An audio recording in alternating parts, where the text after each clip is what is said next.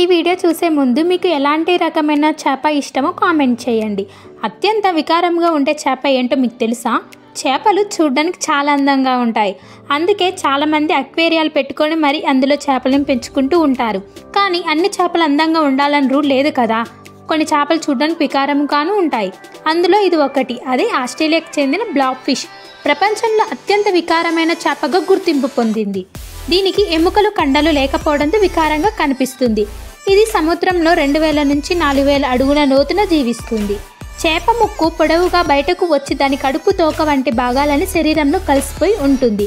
ఇది చిన్న చేపలను పీతలను తింటుంది. ప్రస్తుతం ఇది అంతరించుతున్న జాబితాలో ఉంది. ఈ వీడియో నచ్చితే లైక్ చేయండి, షేర్ చేయండి, సబ్స్క్రైబ్ చేసుకోండి.